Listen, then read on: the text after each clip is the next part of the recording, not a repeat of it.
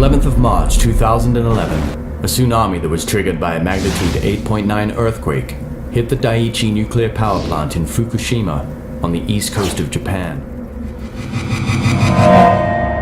The resulting meltdown has led to the greatest emission of radioactivity into the world's oceans in recorded history.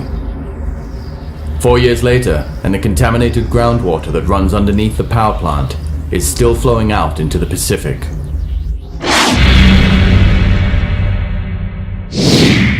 The nuclear plant was cut into a mountain to be at sea level so that the seawater could cool the reactors. After the tsunami went out, now the seawater is mixing with the nuclear fuel circulating around the entire Pacific Ocean. Now we've had fish with radioactivity caught in California, the bluefin tuna. This is a horrible catastrophe, and the world needs to combine its efforts to dealing with this problem right now. And that's why I wanted to see Barry Luker, who's an expert in Mariseal injections.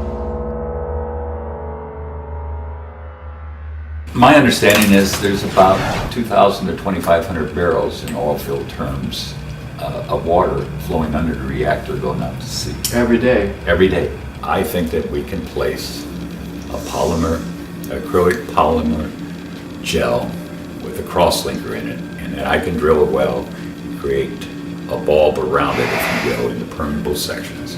I would like to chase it with micromatrix cement, and we'll seal this thing up. We can go under that thing and we can literally sit there and put multiple well bores. We are extremely accurate. You cannot believe the accuracy that these people have achieved. We can take a slant rig and literally we can drill horizontally underneath the reactor. What is success? I mean, if I place enough polymer gel and I get it in place, if I chase enough micromatrix cement and I seal it up, if I get under it, and now you have 10% and you got 200 barrels instead of 2,000 barrels.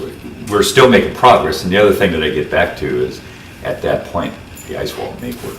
They got that ice wall sitting there. That ice wall failed almost assuredly because there was so much water going by that the thermodynamics of the situation didn't work. They could not get enough energy, cooling energy down there, and that the water that was going through, they never could form the wall. If you screw up the permeability upstream of this,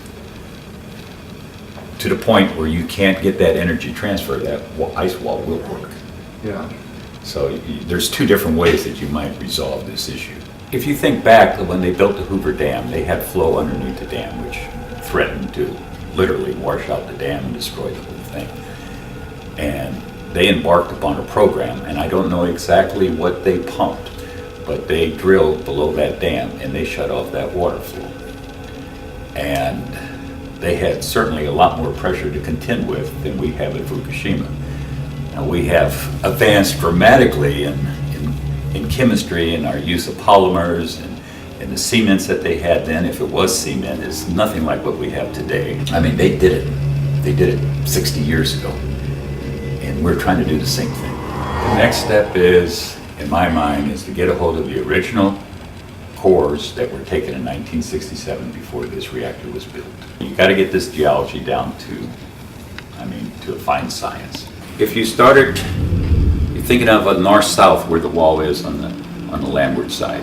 If you could sit there and take those cores, I would feel very confident that you're going to find very little difference between them. Probably some of this cement stuff has been done in comparable cores, so you wouldn't have to start cold, so to speak. You get some perm numbers, you get some porosity numbers, you could design your gel, and you could see how far out you got with cement. This is cheap, relatively cheap to do. I mean, you could probably punch that hole out, that core hole, the ones in Fukushima, 80 feet deep. I would probably want to do something a little deeper, but I mean, that can be done in a day, 2 days. I truly think that I could put together a plan in less than a month. All of this, it can be done.